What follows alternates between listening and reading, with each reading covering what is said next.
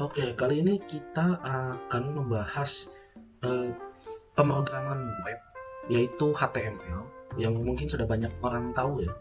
HTML itu buat web gitu ya. Nah, kita di sini akan membahas basic-basic dalam HTML, yaitu bagaimana kita menggunakan HTML atau menginput teks dan segala macamnya sehingga menjadikan browser yang menarik gitu. Nah, sebelum itu kita akan membahas apa itu HTML. HTML itu adalah bahasa markup universal untuk web. Jadi HTML itu adalah bahasa yang universal untuk web itu sendiri. Nah, HTML memungkinkan Anda untuk memformat teks, menambahkan grafik, membuat tautan, memasukkan formulir, bingkai dan tabel, dan menyimpan semuanya dalam file teks yang dapat dibaca dan ditampilkan oleh browser manapun seperti Google, Firefox, Edge, dan lainnya. Nah, HTML itu memberikan struktur pada halaman web dengan menggunakan tag atau markup. Jadi HTML itu biasanya terdiri dari tag dan markup gitu. Nah, di sini kita akan membahas struktur dari HTML itu sendiri. Nah, di sini kita akan membahas 6 struktur dari HTML. Oke, yang pertama itu doctype HTML. Nah, doctype HTML itu adalah semua dokumen HTML itu harus diawali dengan deklarasi doctype. Nah, deklarasi ini tuh bukan tag dalam HTML, tapi ini adalah informasi ke browser tentang jenis dokumen apa yang ditampilkan. Nah, misalnya doctype HTML, berarti jenis dokumen yang ditampilkan adalah berjenis HTML. Nah, lalu kita akan membahas tag HTML. Nah, tag HTML itu mewakili akar dari dokumen HTML. Tag HTML itu wadah untuk semua elemen dalam HTML kecuali doctype, karena doctype itu bukan termasuk tag. Nah, catatan tambahan tuh kita harus mencetakkan atribut lang di dalam tag HTML untuk mendeklarasikan bahasa halaman web. Seperti lang m itu bahwa bahasa yang digunakan adalah bahasa Inggris. Itu dimaksudkan untuk membantu mesin pencari dan browser untuk menemukan bahasa yang diinginkan. Yang selanjutnya kita akan membahas tentang head. Nah, elemen head ini merupakan wadah metadata dan ditempatkan di antara tag HTML dan tag body. Nah, metadata itu adalah data tentang dokumen HTML.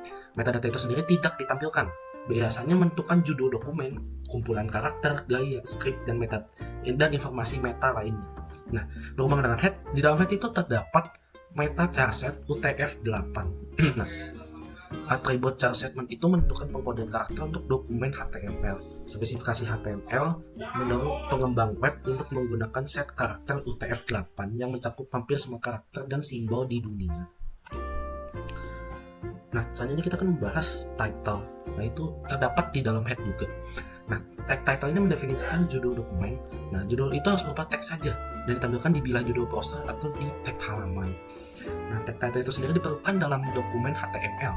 Nah, catatannya itu kita tidak boleh menggunakan lebih dari satu elemen title dalam dokumen HTML karena pasti akan error. Nah, selanjutnya kita akan membahas tentang tag body. Nah, tag body itu mendefinisikan isi dokumen. Nah, dalam body ini tuh berisi semua dokumen HTML seperti judul, paragraf, gambar, hyperlink, table, daftar, dan lain-lain. Nah, ini kita akan bahas di slide-slide selanjutnya. Nah, catatan tuh kita hanya bisa menggunakan satu elemen body dalam dokumen HTML. Nah, selanjutnya kita akan membahas elemen di dalam HTML itu sendiri. Sudah dijelaskan tadi bahwa elemen itu terdiri dari atribut dan tag. Bisa dilihat di sini, tag itu biasanya diawali dengan kurung buka seperti segitiga. Ini tag awal dan ini tag akhir. Nah, ini isi dari elemen itu, misalnya ini adalah teks gitu. Dan di sini ada atributnya yaitu class, dan isi dari atributnya itu adalah konten. Nah, apa itu elemen? Nah, elemen itu adalah sebuah komponen dasar dari sebuah halaman web. Biasanya terdiri dari tag pembuka, konten, dan tag penutup. Sebagai contoh, kita menggunakan tag P yaitu hello world. Nah, adalah elemen paragraf. Jadi tag P itu adalah sebuah elemen paragraf. Elemen ini juga dapat memiliki atribut yang memberikan informasi tambahan seperti image, src image.jpg, art deskripsi. Nah, kayak gini ya contohnya. Nah, selanjutnya kita akan membahas tentang tag. Dalam HTML ada elemen kode yang digunakan untuk mendefinisikan struktur dan konten sebuah halaman web. Tag ditulis di dalam tanda kurung sudut seperti P untuk paragraf atau div untuk divisi. Sebagian besar tag memiliki pasangan, yaitu tag pembuka, misalnya kurung buka P kurung tutup, dan tag penutupnya misalnya seperti P garis miring P kurung tutup. Sementara beberapa tag bersifat mandiri seperti img atau br. Nah, di sini kita ada salah satu contohnya, beberapa contoh dari tag itu sendiri, misalnya yaitu heading. Nah, di sini tuh heading tuh ada dari heading 1 sampai 6. semakin besar headingnya, semakin kecil juga angkanya. Bisa dilihat di sini. H1 itu dia paling besar dan H6 itu paling kecil. Nah, selanjutnya kita akan membahas tentang tag P. Nah, tag P itu mendefinisikan sebuah paragraf. Jadi bosnya itu otomatis menambahkan satu baris kosong sebelum dan sesudah setiap elemen P. Misalnya kayak gini. Nama saya ada Cleon, saya berusia 15 tahun. Ini adalah paragraf yang ingin kita tampilkan. Nah, selanjutnya kita akan membahas O, li, sama O. Nah, tag O itu berfungsi untuk membuat list yang tidak berurut atau bisa disebut daftar-daftar poin seperti ini. Nah, tag li itu biasanya terdapat di dalam URL dan tag O, yaitu bisa disebut setiap item berada di dalam URL atau URL. Nah, tag O itu adalah keterbalikan dari URL itu sendiri. Nah, O itu berfungsi untuk membuat urutan list yang berurutan dengan nomor seperti ini. Nah, selanjutnya kita akan membahas tag A. Nah, tag A ini adalah hyperlink ya, itu bisa digunakan untuk menghubungkan dari satu halaman ke halaman lainnya, atau kita misalnya ingin menuju ke link Google gitu. Atribut ini penting dari elemen A, yaitu atribut href yang menunjukkan tujuan tautan. Misalnya kita akan menuju ke Google, kita harus memasukkan link Google tersebut ke dalam href, dan pasti akan muncul seperti ini. Ketika diklik pasti kita akan menuju ke halaman Google. Nah, selanjutnya kita akan membahas atributnya. Nah, atribut dalam HTML itu memberikan informasi tambahan tentang sebuah elemen. Nah, atribut selalu ditulis di dalam tag pembuka dan biasanya berbentuk nama nilai seperti kelas dan atau ID. Nah, atribut digunakan untuk menyesuaikan perilaku atau tampilan elemen seperti menentukan tujuan tautan dengan href pada tag A atau menentukan sumber gambar dengan src pada tag image. Nah, seperti ini contohnya. Atribut A itu biasanya ada href gitu. Atribut href menentukan URL halaman yang ditunjukkan link tersebut. Jika atribut href tidak ada, tag A tidak akan menjadi hyperlink. Nah, selanjutnya di dalam tag A juga terdapat target bank. Itu untuk membuka dokumen tertaut di jendela atau tab baru. Jadi ketika kita mengklik linknya, itu akan membuka link tersebut di tab baru. Nah, selanjutnya ada atribut dalam IMG. Nah, atribut src itu menentukan lokasi URL sumber daya eksternal. Jadi untuk kita menginput gambar apa yang ingin kita masukkan. Nah, atribut width dan height itu menentukan lebar dan tinggi gambar dalam pixel. Jadi misalnya ada width-nya 500 dan height-nya 600. Nah, alat itu sendiri memberikan informasi alternatif untuk suatu gambar. Jika pengguna karena alasan tertentu tidak dapat melihatnya atau misalnya gambarnya tidak ada, nah karena koneksi lambat atau kesalahan pada atribut src, pengguna dapat membaca layar, yaitu dapat membaca alatnya itu sendiri, misalnya girl in a jacket. Berarti pengguna bisa menggambarkan bahwa gambar tersebut adalah perempuan dengan jaket gitu. Nah, selanjutnya kita akan membahas table. Nah, table tag itu terdapat ada tr, th, dan td ya. Seperti yang bisa dilihat di sini, kodenya tuh seperti ini. Nah, di sini tuh dalam tag HTML, tr, td, dan th itu adalah elemen yang digunakan untuk membuat tabel atau fungsi utamanya untuk membuat tabel. Nah, tr itu sendiri fungsi untuk membuat baris di dalam tabel yang kemudian diisi dengan elemen td atau th. Nah, td itu digunakan untuk membentukkan data biasa di dalam sel seperti angka, teks, ataupun gambar. Sedangkan th itu sendiri digunakan untuk membuat sel header, biasanya untuk memberi judul pada kolom atau baris. Nah, biasanya th itu sendiri cetak tebal dan berada text alignment-nya itu di tengah. Nah, teks dalam th itu secara default tampil lebih tebal dan berada di tengah, seperti yang sudah dijelaskan tadi, sehingga terlihat berbeda dari data biasa. Dengan menggunakan elemen-elemen ini, Anda dapat membuat tabel yang rapi dan terstruktur dengan baik. Nah, di sini seperti yang sudah dijelaskan tadi, seperti ada A ya. Tag A itu href misalnya https google.com.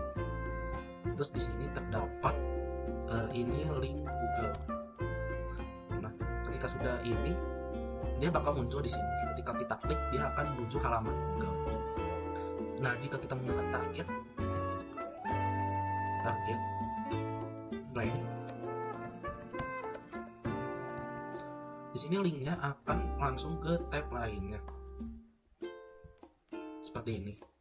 Jadi kita tinggal kesini saja. Nah, setelah itu kita akan membuat image ya. Misalnya kita menggunakan H1 untuk judul, misalnya ini adalah foto saya. Nah, di sini pasti akan tampil H1-nya. Nah, selanjutnya kita perlu kasih BM atau breakline untuk supaya image-nya tidak menyatu dengan H1. Jadi image SRC, misalnya saya sudah menggunakan foto diri saya sendiri, yaitu DSCF.png. Artnya itu adalah foto diri, dan kita setel dulu width-nya di 200. Nah, maka foto saya akan seperti ini dan mengecil di 200 pixel. Selanjutnya kita akan membahas tentang paragraf. Paragraf misalnya pembahasan saya berumur 15 tahun. Nah, ini bakal terdapat breakline di awal dan di akhir. Selanjutnya kita akan membahas tentang full ya. Terus nah, misalnya kita ingin membuat ada play lagi atau terus lagi ada itu sini ada play misalnya Senin, Selasa, Rabu, Kamis,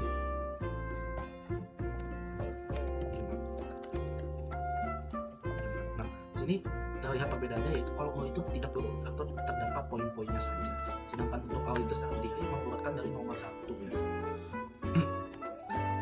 Nah, selanjutnya kita akan membuat tabel. Misalnya kita membuat dulu tabel. Tabel ini kita harus perlu atribut, yaitu border. Bordernya 1. Lalu kita kasih table, terus th. Misalnya th-nya Senin, terus Selasa, Rabu, Kamis, Jumat. Nah, setelah itu kita lagi tr, kita menggunakan td setelahnya. Td misalnya misalnya itu bahasa Indonesia. Terus selanjutnya Selasa itu seni budaya. Terus hari selanjutnya itu ada misalnya PKN. Itu ada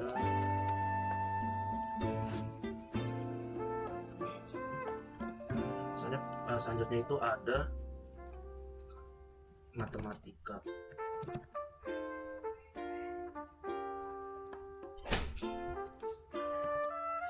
Misalnya gitu ya, matematika. Terus hari Jumatnya itu ada sosiologi. Nah, di sini tuh dia akan membuatkan gitu ya, misalnya kita copy nih, dia akan membuat terus ke bawah. Nah, seperti ini tuh, dia bakal membuat tab baru gitu. Misalnya kita tinggal ubah saja, misalnya habis bahasa Indonesia ada apa, misalnya seni budaya ada apa, setelah PKN itu ada apa. Nah, jika kita ingin menggabungkan misalnya 3 sel ini menjadi satu gitu ya, itu kita bisa menghilangkan 3 tag ini menjadi satu. Kita tinggal hilangkan 3 ini, lalu kita kasih closespan 3. Nah, fungsi dari closespan itu sendiri untuk menggabungkan 3 kotak atau 3 table menjadi satu gitu. Misalnya kita menggabungkan 3 table menjadi satu, misalnya kita jadi bahasa Inggris. Nah, dia akan menggabungkan 3 kotak ini menjadi tulisan bahasa Inggris doang, jadi gitu. Terus kalau misalnya table itu gimana? Nah, kalau table itu sendiri, misalnya kita harus hilangkan ini dulu ya.